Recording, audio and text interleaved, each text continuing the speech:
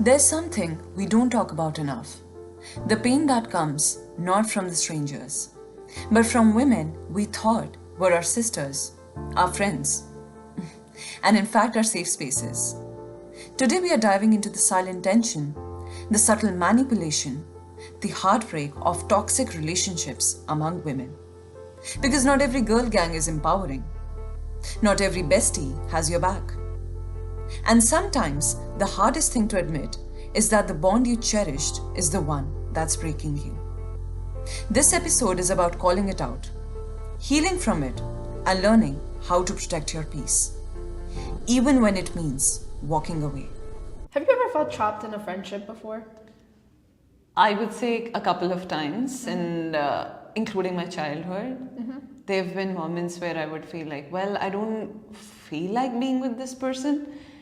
But it's just sometimes, you have to drag it out of the fear of being alone or the fear of being judged.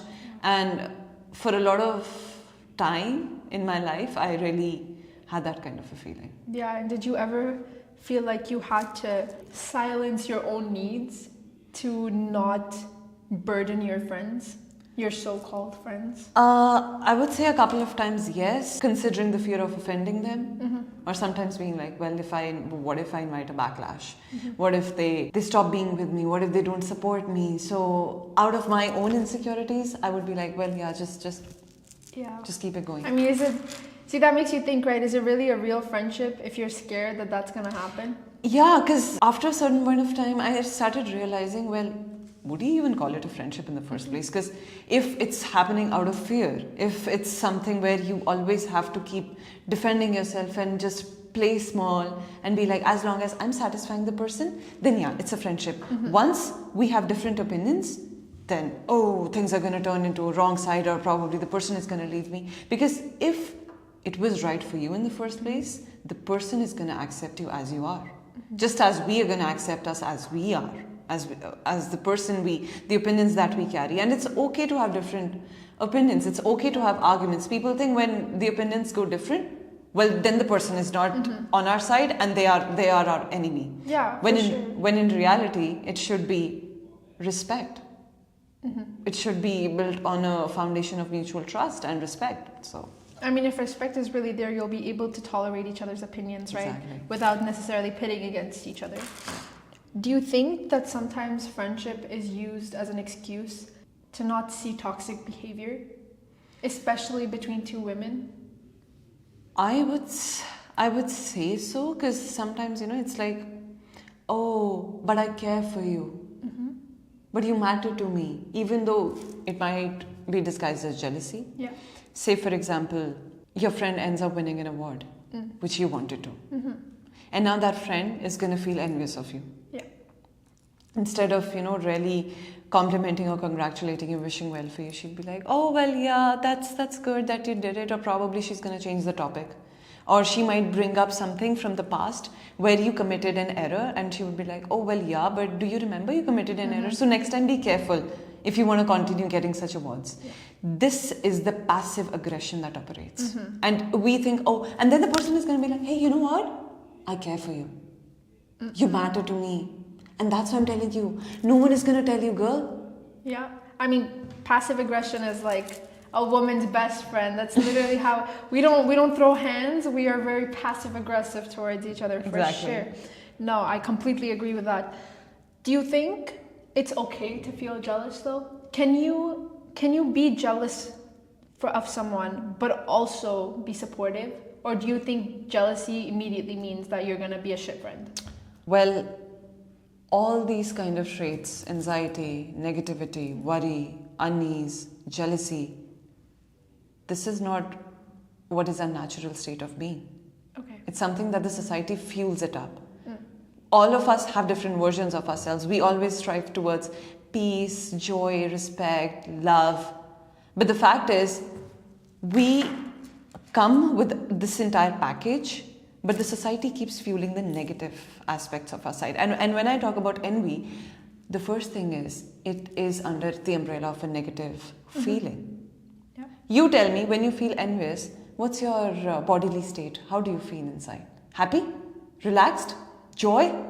Bliss? Wow? None of the above. Because the fact is, if you are disturbed from your normal state of being, from your equilibrium, then that thing has triggered you. And that's clearly envy. And that falls in the area of negative connotation. So for me, being supportive of someone and being envious is a completely different thing.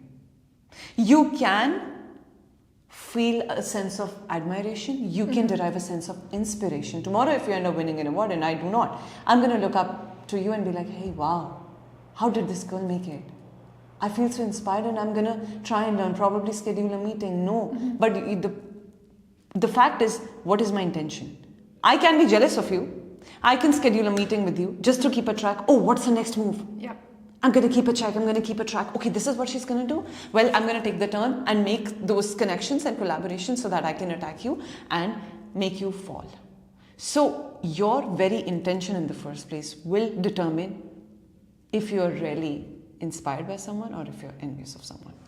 Do you think society plays a role with those intentions?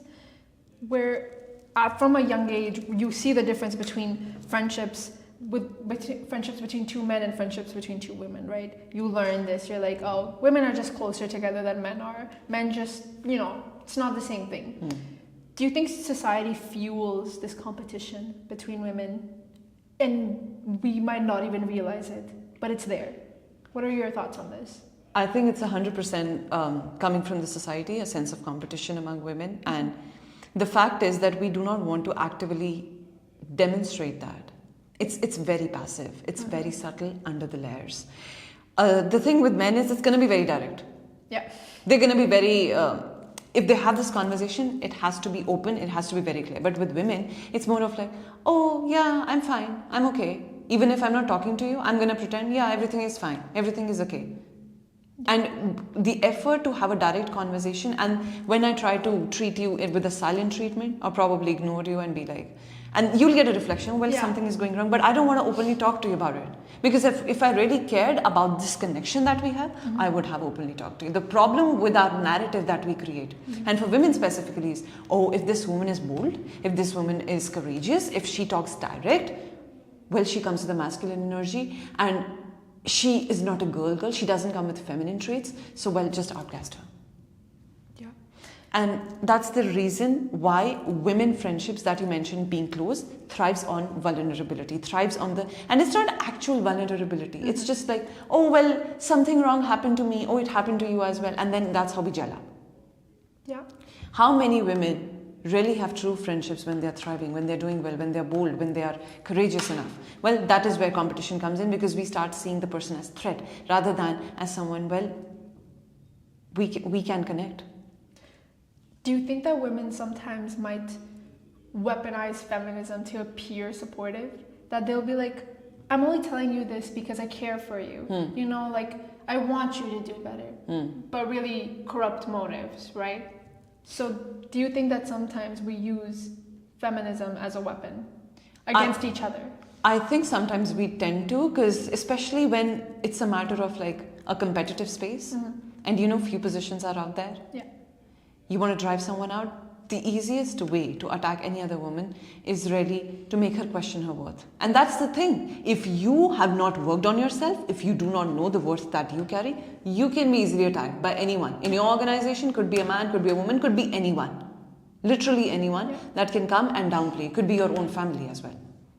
So, time and again, the thing that I repeat is being with yourself, knowing your sense of worth. Ask yourself, there is a soul that resides in all of us. And the problem with people is, oh, well, energy, vibration, frequency, I don't believe in all those things. It's a pseudoscience. Well, everyone believes in Wi-Fi, right? Can you see it? No.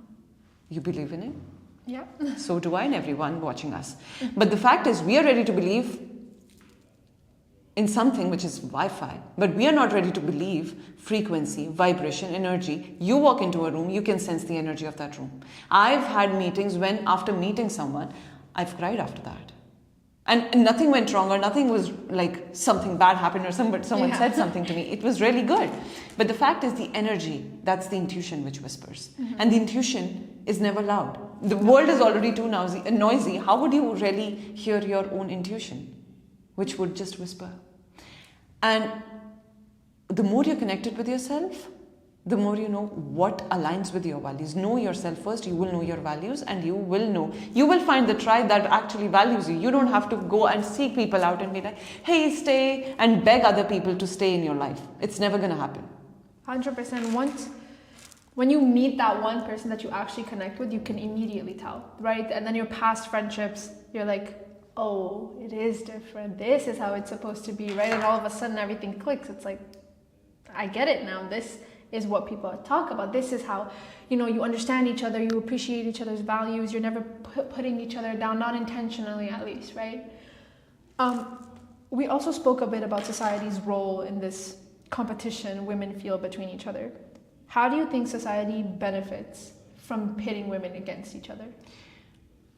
So, for me personally, I see this completely. I would again reiterate this fact that it's my opinion, but the way I see the society and the way it's structured is working on a scarcity mindset. Mm-hmm. So teach women out there, oh, you know what? Everything is scarce.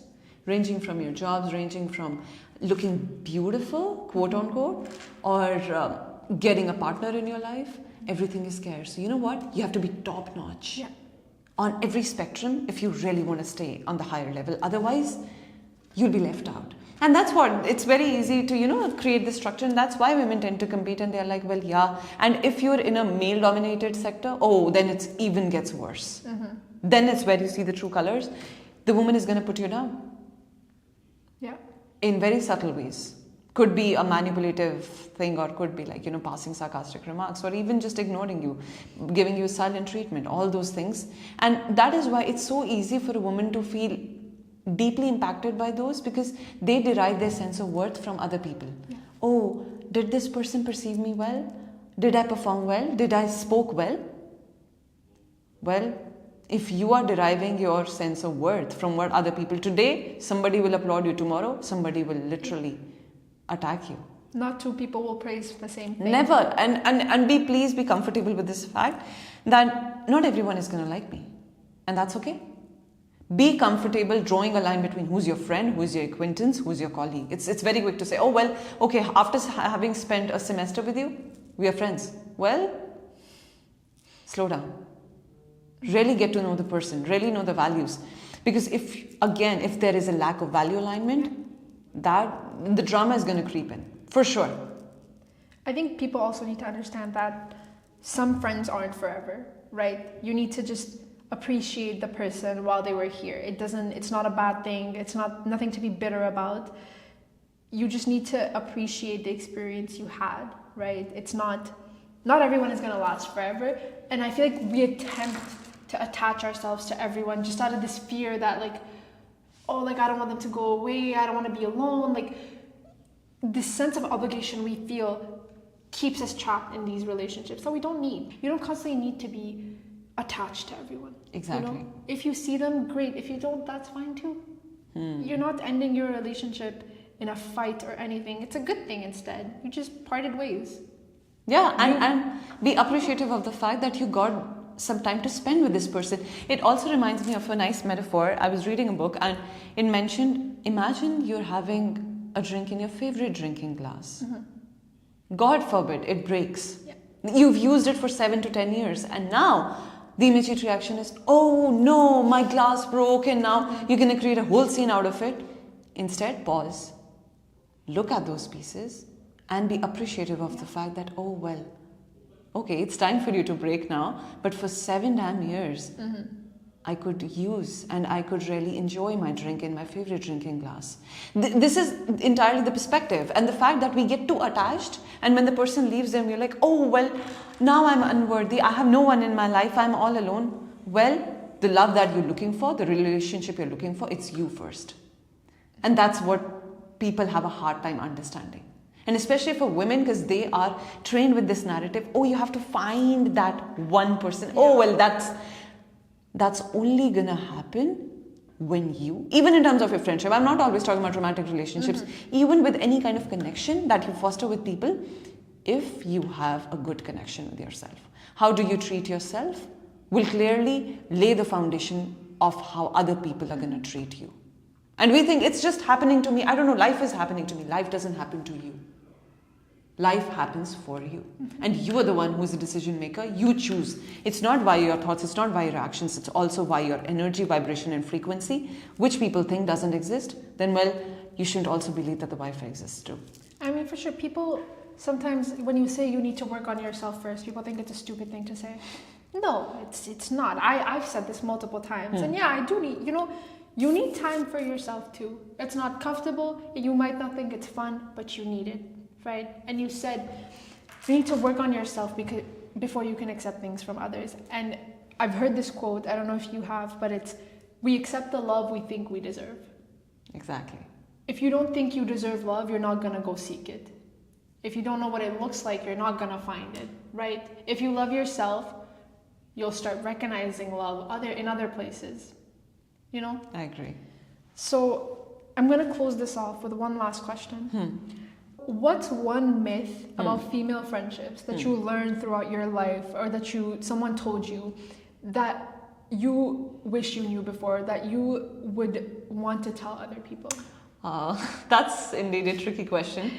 But one thing that comes to my mind is, we have grown up watching certain, movies or shows, which does show, there is one bestie that a friend has, and she always has this, she's going to share her deep, dark secrets with this person and have that kind of a very, very strong connection. And that's the thing. We operate with that mindset that we're going to find that person in real life. Yeah. And once we tend to get that sort of a bit of an attention from someone, we go and cling to that person. Even without knowing that, well, that was something my brain was trying to find out. Because the brain is going to touch that filter and find out someone who can match the fantasized image that I've created of a person. And the earlier you realize this, that's the question. Why you need self-awareness is, do I really want it, or am I trained by those shows or TV or movies? Because as children, it's very easy to just, take in everything. My suggestion and my approach towards life is always having a filter and know what aligns with the values. And that's why, again, everything comes down to the fact of self-awareness. So I think this is the biggest myth that people have, that, one person, or even with your romantic relationships, you have that, one person, that one love that I'm going to find. Well, you are the love. You are your first friend. And that's something people don't even realize when they're in their 40s and 50s. So the earlier you realize this, you're going to save yourself of all the shitty drama that will come in your life. I wish I had realized this a few years earlier. But no, I completely agree with that. I think we have this fantasy of this one person who's exactly like us, who we'll never disagree with. And honestly, you can't go looking for that, because that doesn't exist. Yeah. There's this one perfect person. No, that's never going to happen. You're gonna find flaws with everyone, right? Even your dream car or your dream house. Yeah. It's going to have repairs. It's going to have leakages and whatnot. 100%. So... No, I fully agree. You're the true love, right? Exactly. Work on yourself and you will find people afterwards, because you'll know your own worth. Exactly, because if you are operating on a certain frequency and a vibe, you're going to attract your tribe. Your tribe is going to find you. Yeah. And even if it doesn't, be okay walking alone. Normalize it. It's not something be like, I'm lonely. And there's a difference between lonely and being alone, which we're going to talk about in future conversations. But be okay with being alone. Completely. That's absolutely normal. That's absolutely fine. And people have this very negative, dark connotation around this. So we have to change the narrative. Yeah, I totally agree. And I love that.